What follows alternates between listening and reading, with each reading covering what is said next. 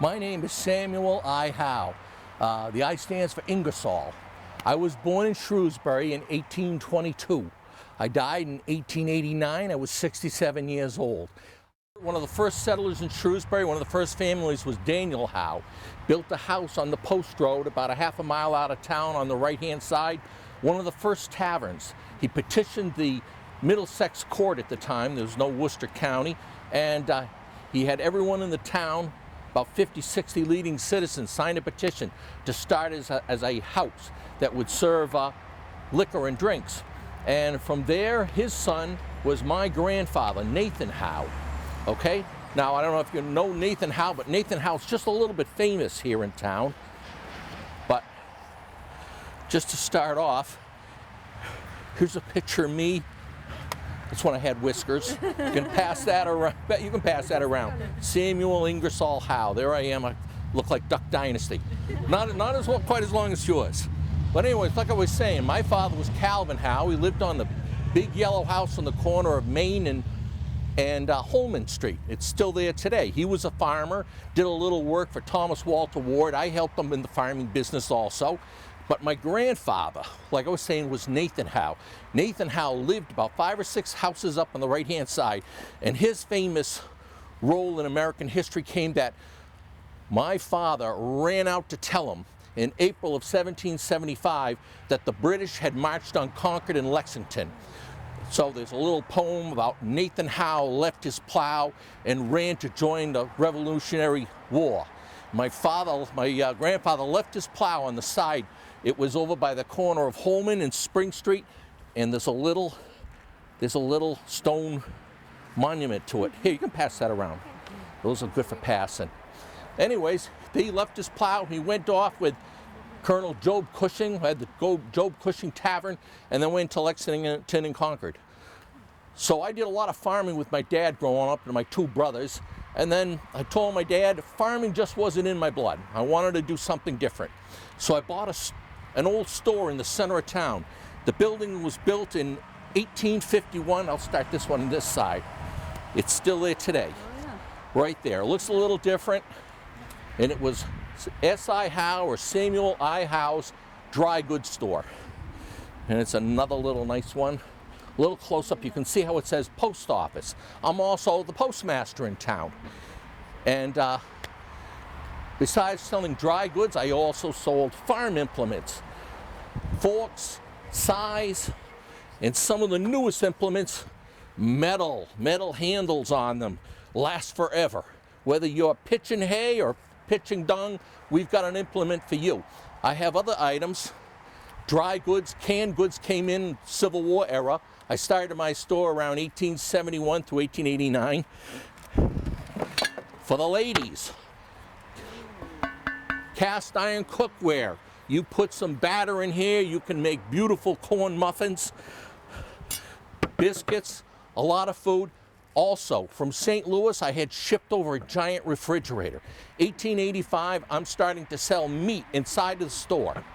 I fill it up with ice that had been cut out of the ice houses into my big cold storage, and I sell meat throughout the year now.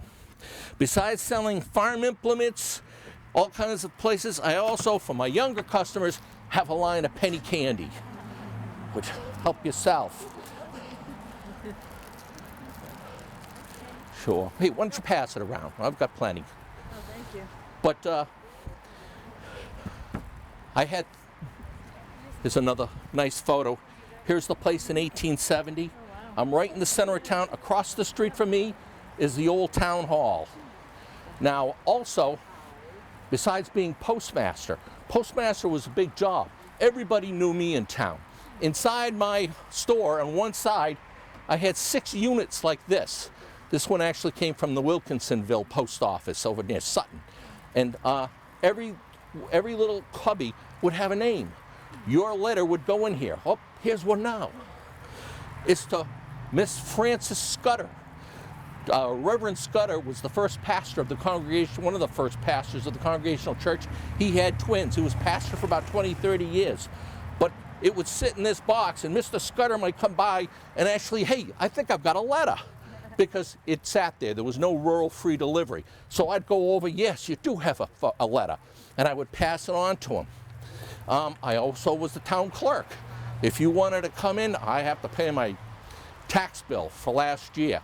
I could look it up in the annual report, look up, okay, Joe, Samuel Allen, you owe $52 on 30 acres and a house and 2 barns, and also they counted the animals too.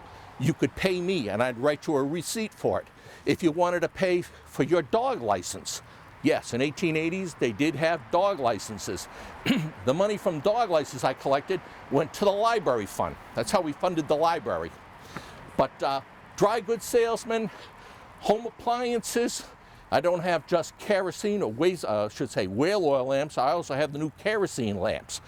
I would have my dry goods store for about 15, 20 years in the center of town, and eventually I would pass it away. And my son really didn't want anything to do with dry goods. He was still into farming. I had a son and 2 daughters. I also had, at one time, I had Sarah. I married in 1846. She came from a farm in Berlin. We had Walter.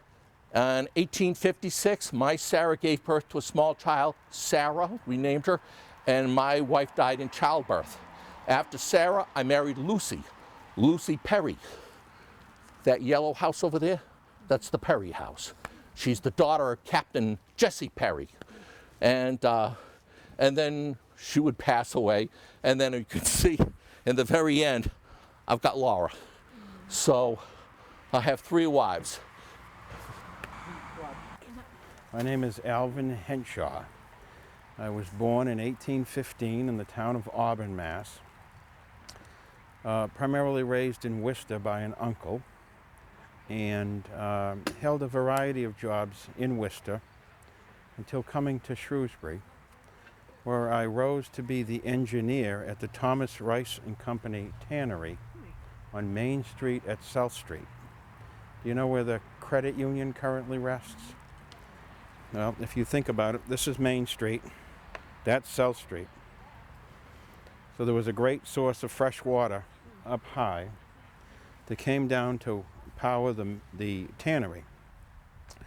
And there was ample space for these large stockpiles of bark mulch that was used as part of the process with the cow skins, if you will, in order to tan the material. I married a young lady, Cynthia Cogswell, got involved in town, served on the Board of Selectmen, but my primary love outside of my family and work was being a grand marshal at a variety of agricultural fairs throughout New England, Massachusetts, and the town fair. Unfortunately, after being up one night very late, I went down to check the bottom operating mill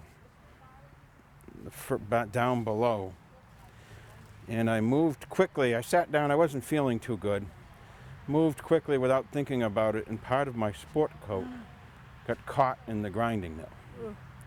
And I was severely injured, though allegedly no broken bones. And I then rested in bed with a type of pneumotic flu, and 3 weeks later passed as a result of what I think today would be called blunt trauma.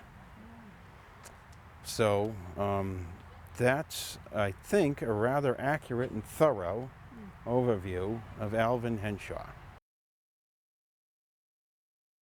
My name is Harriet Buck, and I'm right here in this lovely stone. Do you like my stone? I do. Good. I know I have a fancy one. I was born in Boylston in September in 1832. I came to live in Shrewsbury. I married George Buck. George was what they called a a carriage painter and trimmer. This was transportation back then. I don't know what these crazy things are out here right now, but they go very fast. And they don't look like they need any trimmings or paintings. So my husband, George, was an extremely successful businessman. As you can see, we did all right.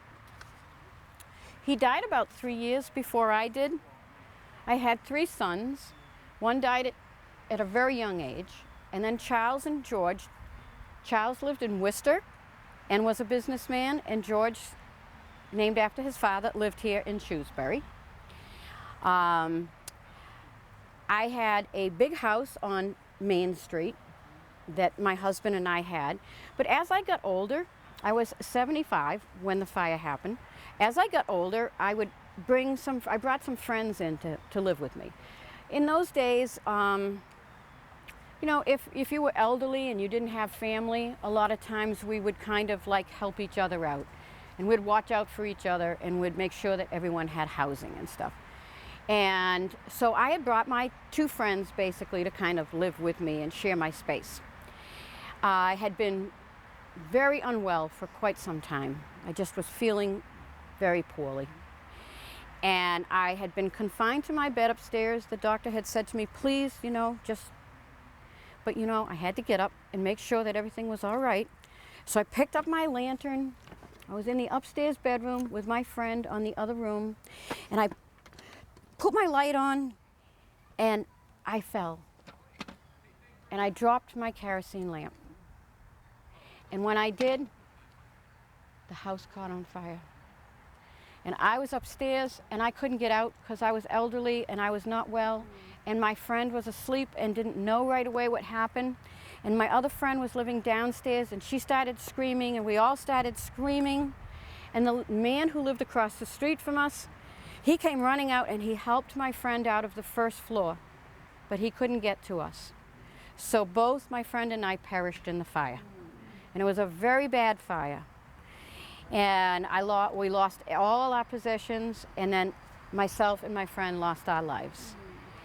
And it was huge. If the fire department didn't have good hand tubs at the time and didn't have the huge cistern to pump from at the center in the common, it probably would have come up and taken the whole center of town out. Because it's down, there's a big brick building down there where my house was, and then there's a couple of other new buildings. But my neighbor was J.F. Hapgood, and he had the brick house a little further down, and I think that is a real estate agent now. But it got as far as his house. His house was saved because it was brick, but it burned all his roof. Sparks went everywhere, lots of people on the ground that were trying to help. Their hair caught on fire and stuff like that because it was such a huge fire. The problem was that they realized that the fire department in Shrewsbury realized that they weren't big enough to take care of all this. So even though my life was taken and my friend's life was taken and a lot of property was destroyed, it gave you the fire department that you have now, because they realized at that point that the hand tubs were not going to work. The cistern wasn't big enough. They had to call for help in Worcester, and Worcester firefighters brought in their hand tubs and hoses and stuff like that. So even though I lost my life, you people benefited in a way from it, because the fire department grew from that point on, and it became far more involved. There were more people available to help this. So I have this picture here. This is about the area, and it's called the Tragic Buck Fire, which is what it was. But because of this tragic buck fire, we realized we needed better services. And so the fire department grew, got better, got more protected, more equipment was purchased and allocated by the town. And because of that, we have a better system now. So even though I sacrificed my life, you guys got a better fire department. Well, hello, folks. Hello. God's blessings be upon you, or if that's not your bag, at least have a great evening. It's beautiful weather we're having, and that's always wonderful. I am Reverend George Allen. Now, I may not look it, but I am in fact 91 years old. And these glasses are basically just for show. I'm completely blind, though I'm sure you're all wonderful, wonderful people. Now, I was born in 1792, and you could say that the course of my life spanned an entire century's worth of American history. And it was a pretty eventful century at that. But to start off, I didn't have any sort of formal schooling until age 15, but I suppose I really picked something up quickly because I was only at Leicester Academy for 2 years before going to Yale at age 17. no pressure, kids. It's not really the standard anymore. And I graduated in the class of 1813. And then sort of heard the word and went to New York and took up the study of theology at Union College and was licensed to preach in 1817. Not long after that, I ended up being asked back here to Shrewsbury. I was born in Worcester and had a lot of connections in the area, with my father and his brother being in the county management and that sort of thing.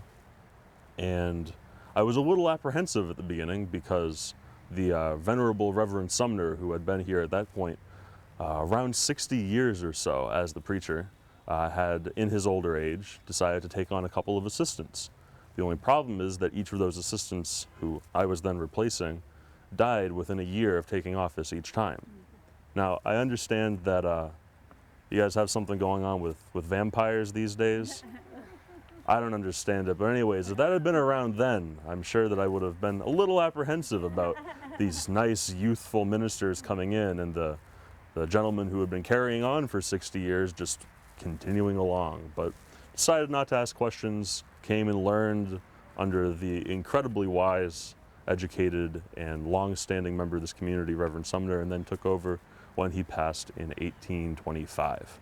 However, unlike him, I only stuck around for 15 years. Now, some of you may have heard some rumors or seen some stories that the reason that I left only at age 48 as opposed to in my 80s was because of something involving my daughter being pregnant or something outside of wedlock, but I can assure you that that had absolutely nothing to do with me deciding to leave. And if any of you suggest otherwise, I might follow suit with the past and sue you. But be that as it may, I decided that I needed to take my calling somewhere else, and I was appointed chaplain of the State Lunatic Hospital in Worcester a couple of years later. So that seemed like it might have been a little bit more interesting for me. Shrewsbury is a lovely place, but it isn't quite as interesting as having a more directed calling. So, and besides that, actually, I know that you think that the hill is kind of a pain the way it is now, but imagine if when you're going up Belmont Street, as opposed to having buildings and traffic and construction and all that sort of thing, the whole hill was covered with cows. That's the way it was for me, and I can tell you the commute was not fun. But I didn't just do that work. I, in fact, did a lot of things with my time. Now, as a respected member of the community, I sort of had, I thought, a bit of an influence on things. And one of those things was slavery. Now, we didn't have much of an issue with that in Massachusetts as a result of a certain court trial a couple of decades before, but the rest of the country still hadn't quite figured things out, and I thought that as a good Christian, member of society, and person who cared about the state of the Union with a strong patriotic history, a grandparent who was the sister of Sam Adams, and all sorts of things like that, that I had a duty to speak. And so I spoke, I wrote actually prodigiously, I might add, on the subject of slavery and how it was going to tear apart the Union. I took a hand in the founding of the Free Soil Party, which contested the 1848 and 52 elections. I actually was the one who coined their term, the Free Men, Free Soil slogan that they had. Now, of course, we didn't win, even when we fielded a guy I had met in Albany way back in 1816 named Martin Van Buren. But be that as it may, we did end up healing the nation's wounds by the end of my life, even after the terrible war. And I feel like we did pretty well in the end. I mean, right now we seem to be doing okay, at least relative to the way things were then, but of course there's still much work to be done. Now, there are a couple other historical things that I presided over, even in that just short 15 years that I was a reverend here. For example, if you take a look at the church, you see how it's facing that way. Now, if you take the original church structure, the part that actually looks like a church, turn it 90 degrees, bring it back this way, that's the way it originally was until it moved in 1834. I presided over that move, and in fact, I decided that when we did that, I needed to make a few changes to the way that things were done in the congregation.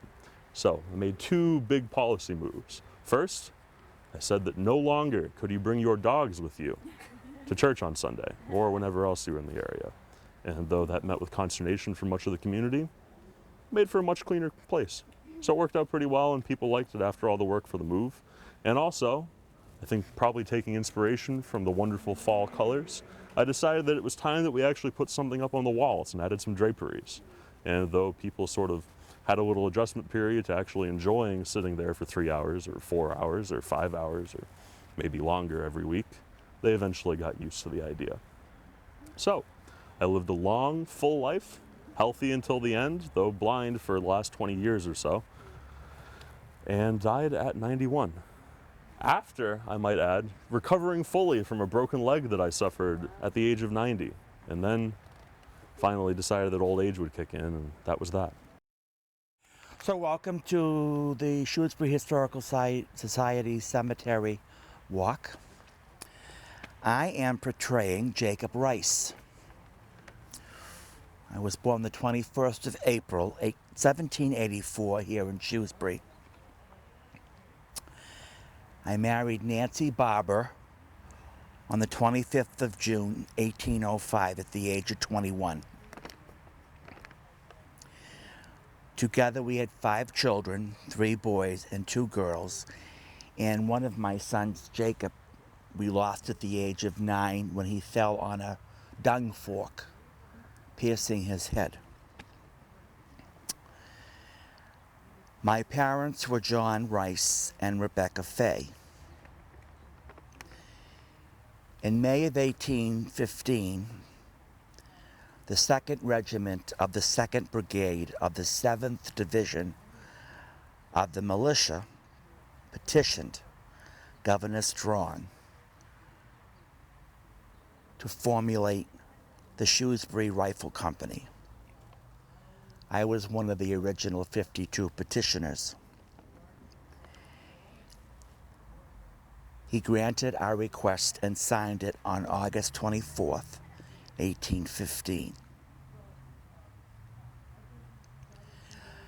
One interesting fact is many of the boys were so eager to join that they signed up without even asking their parents, which became a big thorn of contention. Caused a big ruckus, I guess.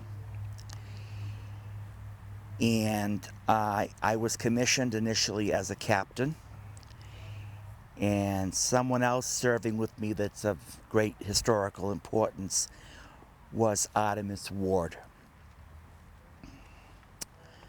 The first drive, as it was referred to, was the 9th of October, 1815, at the Meeting House, which, according to my research, stood probably right in the middle of the common. It was east of the Sumner House. And that whole area was referred to as the parade, but I wasn't able to find out why. We had several drills with many of the surrounding area towns, Princeton, Leominster, Boylston, Sterling, on a regular basis to keep up our skills.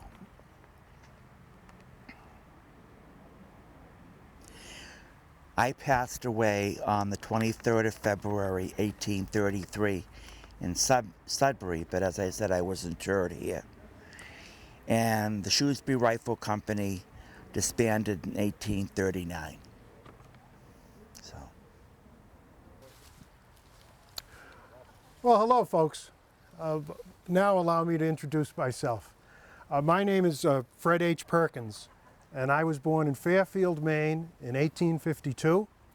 In 1880, my wife Zilpha and I moved down to the Worcester area. I had bought a leather business in Worcester on Herman Street in the Maine South area. And we found a home that we liked here on Maple Ave in Shrewsbury. And this is where we resided. But the reason we moved down here, that was a business opportunity to help me pursue what we thought we could do much, much better with. And that was manufacturing and sale of patent medicines. You see, my dad's brother, Dr. Thomas Harrison Perkins in Old Town, Maine, through his treating of patients and his observations, he had determined that the key to good health and what would cure all problems, whether they be those of the lungs, the heart, the kidney, the liver, you get the idea. All ailments could be cured through good digestion. And he had created a product that he had seen what some Native Americans had done called Perkins Indian Blood Bitters. and he was selling it up in Maine, and he was doing pretty well with it. And we had reached an agreement that I would come down to Massachusetts, where there was a much larger population, and I would manufacture it down here and see what we could do. So while we ran the leather business, I was in the back with the vats making up the medicine, and we would sell that medicine through mail order, and we would also distribute it through fine grocers and druggists throughout the East. My Uncle Thomas also developed a pain remedy called Perkins Indian Pain Remedy, and it was guaranteed to cure anything that hurt, whether it was a headache, a toothache, a backache, pain in the neck, you get the idea, anything. We would also, same bottle on the different side of the label, we would sell it for any pains that your livestock might have, or colic that your livestock may have. So if you had a farmer with a sore back, he'd take a swig, and if the horse wasn't feeling well, the horse would get a little bit in his feed. We started to do very well with that, and actually we closed the leather business, and we had another opportunity here in Shrewsbury. We bought the property, which is what now you all call the 7-Eleven, and there we opened Perkins Home Bakery, the very first bakery in the town of Shrewsbury. And my wife Zilpha was a wonderful cook and baker, and we had a full line of baked goods. Her specialty was cobbler. She'd make cobbler out of the fruits that were picked from the local orchards and farms, so starting with rhubarb in the spring, all the various berries, peaches, apples, you get the idea. But a full bakery. We sold the medicine out of the shop. It was a little bit of a general store. We had a lunchroom. You could come in and get a birch beer or a root beer. We sold firearms. We sold sporting goods like bicycles. Basically, if we could sell it and make a good dollar at it, we would add it to the line. We were very progressive in our advertising. I'm going to pass this around, and I'm going to ask you to take a look on both sides before you move it on. That's an ad from 1880. In 1880, the businesses and people of Shrewsbury really wanted to have the railroad come to Shrewsbury. The railroad line goes through Grafton and Westboro, but it doesn't come to Shrewsbury. No automobiles at the time, so the main means of transportation and moving freight would be by rail, and they thought it was a great disservice not to have it come to Shrewsbury. So they put together this publication to try to show why the railroads had come to Shrewsbury. We took out a full-page ad in that, in which we describe our medicine products, and actually it was great for business. But our greatest advertising opportunity was what you see on the back. It was kind of by surprise, was our dog, Trilby Perkins. Trilby Perkins is the most famous dog in the history of Shrewsbury. Trilby was a Newfoundland, weighed well over 150 pounds, who used to sit out in front of our shop every day, waiting to greet the clientele. People would come by, give Trilby a pat on the head, perhaps buy a little something in the store to give Trilby a little treat as they left. We use Trilby in our promotional postcards. There are two of them there, which are still widely sought after by collectors to this day. One shows Trilby as I described, sitting in front of the store. The other one is Trilby indicating that Trilby doesn't have any problems with headache because Trilby uses our pain remedy, and if you use it, you won't have any problems either. But if you think I exaggerate, I just want to say, the town baseball team, baseball was very popular at the time, the town baseball team in Shrewsbury in the 1900s and the 1910s was known as the Shrewsbury Trilbys, was named after Trilby Perkins. So our town team would travel, and it was great advertising for us because, as I mentioned, baseball was very popular, both the local team, the Trilbys, and we would also follow the exploits of the Boston Red Stockings. And I understand they're still popular to this day. From what I'm feeling in the ether, it's nothing to nothing in the early innings. So we'll see how that goes as we're all out here tonight. The business continued to grow and thrive. In 1904, we expanded the property, the buildings, and we actually built living quarters, home situation in the back. We left our other house on Maple Ave, kept it as a rental property, moved into the back of the shop, and continued to do well through the teens and the early 20s. In 1925, in the summer, I started to decline very rapidly, and despite consuming gallon after gallon of Indian blood bitters and pain remedy. I breathed my last breath on November 8th, 1925, and I'm buried here in Mountain View Cemetery. And that's pretty much the story of myself, Fred Perkins, and my family and my business. Welcome all, glad to see you. My name is Silas Allen Jr. I was a prominent local gunsmith, one of several local gunsmiths.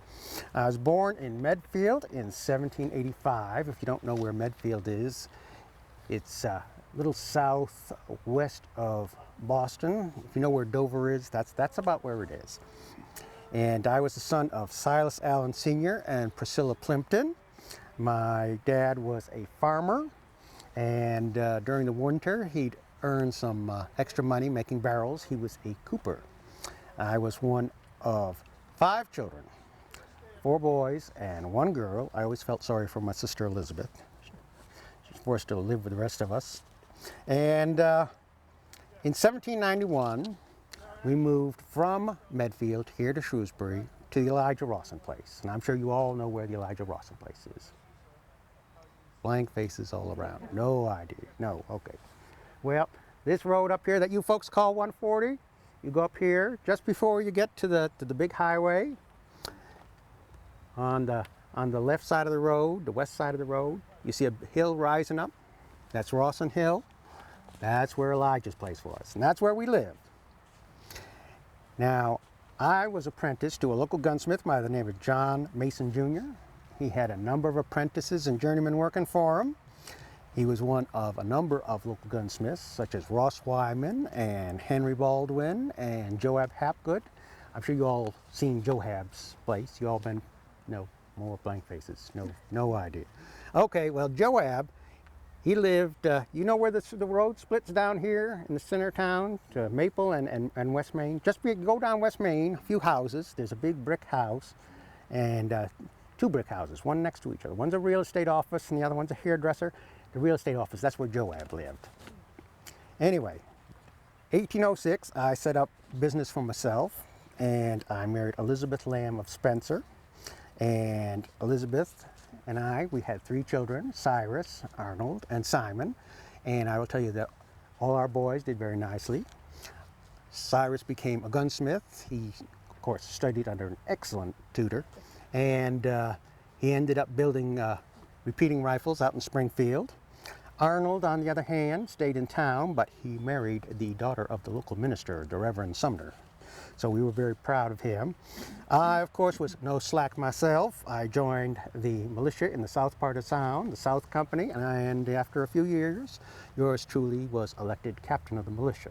And thereafter, I was always addressed as Captain Allen. Now, in these times, I have a reputation as one of the most skillful gunsmiths in Massachusetts of my day. I made very nice guns, very beautiful guns. I'll show you the sort of thing that I did. This is a typical example of a gun, and these are the parts. There's the rifle. There's this part that shoots the bullet. It's called the lock, and there's this part down here, the stock. And in colonial times, you could buy each piece separately. For example, if your lock wore out, you could buy a new one and put it in. But you could also buy the whole gun, in which case you bought the lock, stock, and the barrel. So what I would do is I would make grooves in the stock, and then I would press very fine silver wire. And what I could do is I could make very fine lacy patterns. I would also put sheets of gold or brass on the stock, and you'd end up with very beautiful engraved pieces of metal on the stock, as you can see in those pictures that I've been passing around. And these guns were intended for gentlemen, officers, or very rich men who wanted to do hunting. I also made pistols and rifles. Now, I'm sure that all of you know that in addition to that, I also made flintlocks, and I'm sure you all know how to operate a flintlock. More blank expressions. Okay, well, I'll show you how you do a flintlock, how you load a flintlock and fire it. What you do first is you pour your powder down the barrel, Then you get a little ball about the size of a marble and wrap it in a little tiny piece of cloth and put it in the muzzle. Then you take your ramrod and you shove it down the barrel, and you got to push it all the way down so that it butts up right against the powder that's in the bottom of the barrel. Because if you don't, when you shoot the gun will explode. You also now have to proceed to the very tricky bit. I'll show you.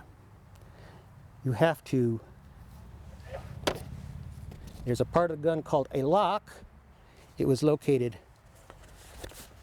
right here, and it consisted of several important pieces. Here's the pieces. There's a hammer called a cock, a piece of steel called a frizzen, and then there's a pan here. And what you do is you put a little bit of gunpowder in the pan, you put your frizzen down, you pull this halfway back, and when it's in the halfway back position, you can pull the trigger, but nothing happens. Unfortunately, though, sometimes people had old, worn-out guns, and while it was in the halfway back position, your gun would go off half-cocked. But normally, you would pull it all the way back, pull the trigger, it would go forward, hit this piece of steel, make a shower of sparks. This piece of steel would rotate forward, bang, hits the little pile of gunpowder. Gunpowder explodes, goes into a little hole in the side of the gun, sets off the gunpowder inside the barrel, and the bullet goes out. Problem is, though, that sometimes you did not keep your powder dry. And as a result, when the hammer hit the little gunpowder here, it would make a flash in the pan, but no bullet comes out. Now, I will tell you that my guns were so well made, so elegant, that some of them will be found in the Fitchburg Historical Society's collection, and in the Sturbridge Village collection, and in the Metropolitan Museum of Art down in New York. My first big customer was the militia out in Pepperell, and thereafter I did very big business. I had lots of apprentices working for me. Some of them were my boy Cyrus, of course, Joab Hapgood's boy, Martin Smith, Henry Pratt, and a fellow from out of town by the name of Edwin Wesson. And when you hear that name, Edwin Wesson, who is Mr. Wesson? Mr. Wesson, he opened up a gun shop down in Grafton, and then he moved to Northborough, and there he taught gunsmithing to his brother David. And the two of them moved down to Bridgeport, Connecticut, made revolvers. And then David decided to go off on his own to Springfield, Massachusetts, and he met with a fellow named Horace Smith. And the two of them started making revolvers in Springfield, and they ended up with a company called Smith and Wesson. Not only that, but Mr. Smith and Mr. Wesson made another gun. It was called a repeating rifle. And they ran into some money troubles, so they decided to sell their patent to a fella by the name of Winchester. And it was called thereafter the Winchester repeating rifle, the gun that won the West. So you can see that little Shrewsbury has spread its wings very far and had a great deal of influence. As for myself, I was no slack either. In addition to gunsmithing, I also was a deer reeve, which is a fancy word for a game warden. I was a field driver, which means that I rounded up people's lost horses until they retrieved them. And I was a highway surveyor, which has nothing to do with surveying. It means that I filled potholes and made sure that the snow was off the road in the winter. Finally, in 1845, I decided that it was time to give up gunsmithing and relax by becoming a farmer. But I still tried to excel in my efforts, and I succeeded. I won several prizes at the Worcester Horticultural Society's exhibitions for my very fine apples and my very fine pears. Finally, in 1868, passed away quietly. Thank you for your time and attention, and much appreciated your interest in this historical tour. Thank you very much. Thank you very much. Go this way, folks.